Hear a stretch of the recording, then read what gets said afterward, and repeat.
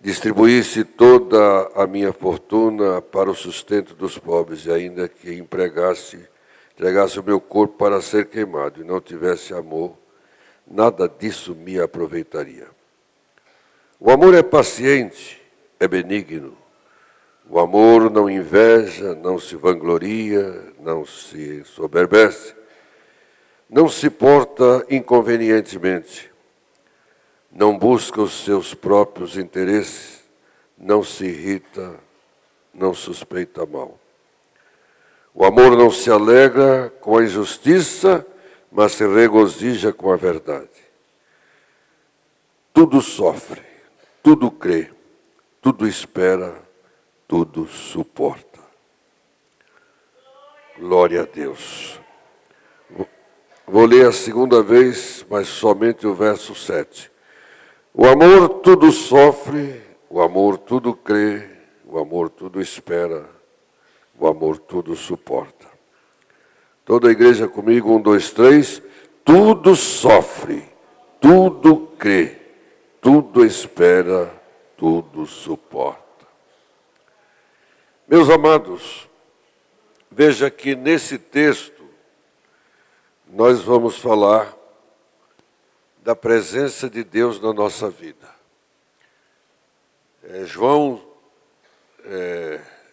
tentou achar recursos para falar a respeito da natureza de Deus, e ele então sintetizou tudo e redundou dizendo: Deus é amor. Então, se Deus é amor e Ele habita em mim, todo o meu comportamento, a reação da minha vida, dos meus atos, da minha voz, das minhas palavras, é somente amor. E o amor, ele tem as suas características que o identifica. Então, da mesma forma como tudo nesta vida tem que se colocar em prática para que você seja um expert. Então, você sai da faculdade, seja lá o curso que for, médico ou não, ou advogado, ele vai colocar em prática aquilo que ele aprendeu. E aí, depois de um certo tempo, ele passa a ser um expert, um especialista nesta área. Então, é concebível e é perfeitamente compreensível que um novo convertido, que se batizou há pouco tempo, tenha dificuldade no relacionamento com as pessoas na prática do amor. Mas é inadmissível que um cristão velho, já tem muito tempo de crente, está na igreja e ainda está agindo como se ele não conhecesse a palavra de Deus. O novo convertido, ele tem pelo menos essa desculpa. Tem pouco ensino. Mas para nós, os que somos mais velhos na fé, então nós teríamos que ser o exemplo para os mais novos. E entre as virtudes do amor, a primeira delas, o texto diz que o amor é sofredor e paciente. Veja, no Salmo de número 86, verso 15, Davi diz: porém tu, Senhor, és um Deus cheio de compaixão e piedoso, sofredor e grande em benignidade e em verdade. Então, uma das características da misericórdia, do eterno amor de Deus, é que Deus é sofredor. Então, o texto diz que Deus é cheio de compaixão, cheio de piedade, e também Deus é sofredor. Neste caso, a mim me parece que você também tem que ser paciente e sofredor. Lembra de Paulo, falando a Timóteo, Paulo diz assim: sofre comigo as aflições, como um bom soldado de Cristo. Veja bem, em 1 de Pedro, capítulo 2, 1 de Pedro, me ajude aí, 1 de Pedro, capítulo 2, se não me falha a memória, verso 20 a seguir. Veja bem, eu quero ler rapidinho aqui, por causa do tempo.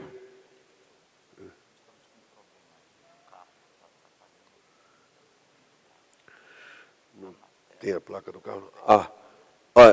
Está na tela aí a placa desse carro Nissan EX19E de estado 88. A vizinha está zangada porque botaram na porta dela. E se for um dos irmãos aqui, eu quero pedir que você peça perdão para a irmã, para a senhora lá, para a nossa vizinha. Se ela ficar brava e dizer um monte de desaforo para você, você só abaixa a cabeça, fica quieto e diga para ela, nunca mais vou fazer isso, foi uma distração e tudo. Tá certo? E se eu souber, eu só quero é que os diáconos aí identifiquem qual é a vizinha. Eu, Edson José dos Santos, membro do Corpo de Cristo e pastor dessa igreja, eu vou lá pedir perdão para ela, no seu lugar. Mas eu gostaria que você fizesse também. Se você fizer, é 2 que vai lá pedir perdão para ela. Então, esse é o proprietário desse carro. Fica tranquilo, isso acontece. EX19E de estado 88, por favor, corra lá. Tá? E já vai chegando assim, ó. Eu espero que dê tudo certo. Capítulo. Veja bem, aqui no verso. 1 de Pedro, aqui é 1 de Pedro, estou em 2 de Pedro, não. Capítulo 2. Está escrito aqui. Mas, verso 20, mas que glória é essa, se pecando e sendo esbofeteados, por isso suportais com paciência. Se, porém, fazendo bem, e sois afligidos, e os suportais com paciência, isto é agradável a Deus. Isso aqui é um mistério muito grande. Então, o texto diz que você suportar, se você sofrer com paciência, as injúrias, as perseguições, não é? O texto diz, se sendo esbofeteado, e você sofre isso com paciência, Deus se agrada disso. Quando Deus se agrada, Ele manda a recompensa, ou não? Com certeza. Então, para mim é um caminho muito estreito aqui, porque eu sendo injuriado, esbofeteado, eu tenho que simplesmente sofrer tudo isso com paciência. E quando isto acontece, eu agrado ao meu Deus, Criador dos céus e da terra. Veja bem, o apóstolo Paulo, ensinando a Timóteo, diz que além de ele ser sofredor, deve ser apto para ensinar. Portanto, nós podemos exercer esse amor se estiver em nós. Logo, se Deus é sofredor, nós também somos sofredores. Não é? Eu tenho um testemunho, acho que já contei aqui, do meu vizinho, que me perseguiu, quebrou a minha casa, quebrou os vidros da casa, e eu com paciência, nunca reclamei, sempre cantando e louvando a Deus. Quando ele começava a apedrejar a minha casa, eu começava a cantar. E aí eu tive paciência, ele tinha 7 crianças, 7 filhos, eu comecei a trazer bala para essas crianças, doce para essas crianças, e aí Deus foi abençoando, até que um dia eu fiquei frente a frente com ele, e ele sempre me chamando para briga, com o facão na mão. Aí eu disse para ele, eu não tenho medo do senhor não, o senhor é valente e tal, mas eu também sou valente. Eu quero ver se o senhor é homem e é macho para me receber na sua casa amanhã às 9 horas, isso é no sábado. Ele disse, eu não tenho medo não, eu vou lhe receber. Então, só que tem uma coisa, você tem que estar de caretão, sem ter bebido nada. E eu vou lá. Você me espera? Vou esperar. No outro dia, às 9 horas, entrei eu sozinho, com a Bíblia e a harpa na mão, uma harpa cristã. Estava ele esperando com a esposa e os filhos. Tinha um casalzinho lá, que acho que era parente dele. E ali, eu digo, a primeira coisa que eu vou fazer aqui é uma oração. Aí comecei a orar. E aí Deus me tomou em oração. E eu entrei para dentro daquela casa. Entrei nos quartos. Entrei nos banheiros. Abri os armários, fui expulsando o demônio. E ele com o olho arregalado, olhando para mim. E eu fazendo tudo isso de olho aberto. Aí, eu acho que ele assustou com aquilo. Ele falou, nossa, ele é mais doido que eu. Aí depois que eu parei tudo, mandei ser um aqui, tá? Preguei durante 35 minutos. Fiz o apelo. O primeiro a aceitar Jesus foi ele, ela e todos os filhos, toda aquela família. Aquele homem veio a ser diácono da igreja, que havia uma igreja atrás da minha casa. Diácono da igreja da Assembleia de Deus, Ministério de Madureira, campo de Carapicuíba. Naquela época era o pastor Gonzaga, me parece. E quem cuidou dele foi o pastor Aelcio, meu amigo. Aquele homem, quando eu fui reformar a minha casa, foi ele quem veio me ajudar. Ele era um pedreiro e eu não sabia. Então, quando você sofre com paciência, Deus se agrada. Quantos dizem amém? O amor é benigno. Essa é uma outra característica do amor. Benignidade, benignidade. Bem, ou seja, você não tem nada de ruim. Tudo em você é bom. Ou não? Ou seja, no Evangelho de São Lucas, Jesus nos ensina que nós temos que ser benignos porque o nosso Deus é benigno. Jesus disse, amai os vossos inimigos e fazei bem e emprestai, sem nada esperardes. E será grande o vosso galardão. E sereis filhos do Altíssimo, porque Ele é benigno até para com os ingratos e maus. Olha, veja o que é que Jesus está ensinando. Quem está ensinando aqui é o Senhor Jesus. Veja bem. Ele está dizendo assim que eu e você devemos amar quem? Os nossos inimigos. E vocês sabem que nós temos inimigos. Até na nossa família, às vezes, tem inimigo. Veja bem. Deixa eu lhe dizer aqui.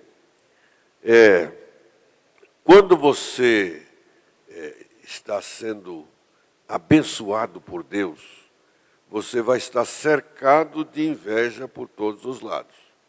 Por incrível que pareça, essa inveja se levanta não só na sua área de trabalho, lá no seu relacionamento, mas também até na sua própria família. Gente que gostaria de ser igual a você e não consegue. Então o espírito, os demônios da inveja entra nele e ele deixa, e aí ele passa a ser um inimigo. Então você tem que cuidar disso e orar por eles. Ou seja, ninguém aqui, nem você nem eu, é obrigado a emprestar dinheiro para ninguém. Você não é obrigado a emprestar. Você pode dizer, eu sinto muito, mas eu não vou emprestar não, porque eu não vivo disso. Quem vive disso é os bancos. Eles emprestam e cobram alguma coisa. E eu não vou fazer isso, porque primeiro é pecado e eu não vou pecar, então eu não vou emprestar. Mas quando... Aleluia. Olha, eu estou dizendo isso porque eu já há 40 anos de ministério já tratei desses assuntos aí complicados.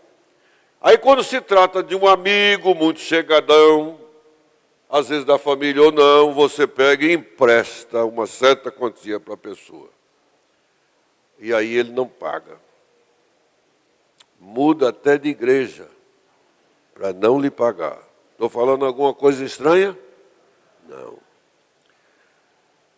Está escrito aqui que quando você emprestar para alguém, não espere de volta. Ouça bem. Não espere de volta.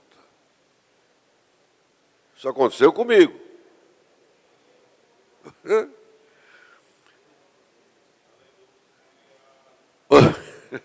Ou seja, Você nunca deve ligar para quem lhe deve. Rapaz, você ficou de me trazer o negócio a semana passada, já faz uma semana.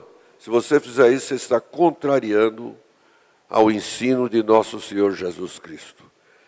Ou seja, fazei o bem, emprestai, sem nada esperardes. Será grande o vosso galardão. Por que esse galardão é grande? Porque você vai fazer algo que ninguém faz, irmãos. Você não paga e você ainda cumprimenta ele normalmente e tudo. E ele vai falar, rapaz, era para mim te pagar a semana passada. Fica tranquilo, rapaz, fica tranquilo. Você é um servo de Deus, você é uma serva de Deus. Eu tenho certeza que sem pagar você não vai, porque você é salvo. Aí, você já está fazendo uma cobrança ali escatológica, tá certo? Agora você não vai dizer, você não vai querer ir para o inferno, não faça isso não, aí complica. Então, lá no Itaim Paulista eu passei por essa experiência, realmente ajudei uma pessoa e precisava de ajudar, eu gostava muito dele. E aí, ele mudou de igreja, mudou de setor, nem pediu carta, porque não pôde pagar, teve um problema difícil. Eu mandei alguém falar com ele, que ele não se preocupasse, que eu gostava muito dele e tal, e tudo. Aí, quando eu fui para a América, ele voltou para lá e passou a ser, inclusive, um líder lá. E aí o pastor que estava lá na época me convidou, porque eu vim aqui passear, me convidou para ir pregar lá, e era o culto dele, o culto do setor dele, da região dele, não vou dizer isso não. E eu tive que sentar do lado dele. E eu cumprimentei, ele abraçou, pastor e tal. Aí quando eu estava sentado, ele falou assim, pastor, eu não esqueci do meu compromisso. Era uma quantia grande, hein? Boa, hein? Eu falei, esqueça isso. Olhe para mim. Você não me deve nada. Deus nunca me deixou faltar nada. Então esqueça. Aquela dívida está perdoada. Tá bom? Fica tranquilo. Eu sei, você passou por situações. Ele começou a chorar do meu lado. Preguei naquela noite, foi uma benção. Voltei para casa. Aí ele me telefonou. Pastor Edson, eu sei que o senhor vai voltar para a América, mas me dá a conta do seu banco, que nem que for 200 por mês, mas eu vou botar todo mês. Não, meu filho, eu não falei para você, rapaz. Você não precisa, você não me deve mais nada, para com isso. Eu sei, pastor. Aí ele chorou. Eu falei, tá bom, então anota o nome da minha conta, dei. Até hoje eu estou esperando ele depositar esses 200 por mês. Então, porque tem gente que vive regada à emoção. Nunca depositou. E eu só fiquei mais rico, mais abençoado. O meu galardão aumentou. Aleluia! Eu sei que pastor, é difícil. E você está, pastor, isso talvez é porque o senhor estava com muito dinheiro no doce. Não, meu irmão, eu era missionário. Vim aqui passear para resolver um problema de documentação com o consulado americano. E aí eu fiquei aqui uns 4 meses ou 6 meses, não me lembro. E aí eu fiquei orando, Jesus abençoe que os pastores me convidem para me dar uma ofertinha, porque eu sofrendo. E eu simplesmente perdoei e acabou. Então, o perdão, irmão, é uma coisa linda. Quem tem o dom do perdão, quem tem o perdão dentro de si, ele é livre. Sabe o que é uma pessoa livre? Livre. O que é liberdade, pastor? Uma pessoa livre, uma pessoa que tem dentro dele o amor divino, real e verdadeiro, que perdoa. Quantos diz amém? Diga de novo. Outra vez.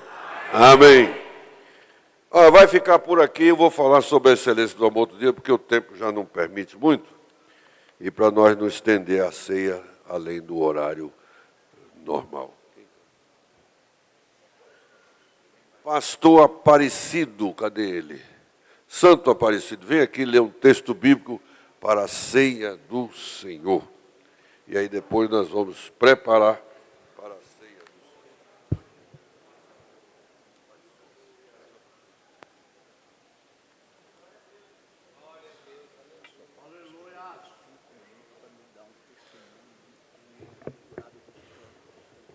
Tá bom. Não, eu vou. Peraí. Eu sei, fica tranquilo.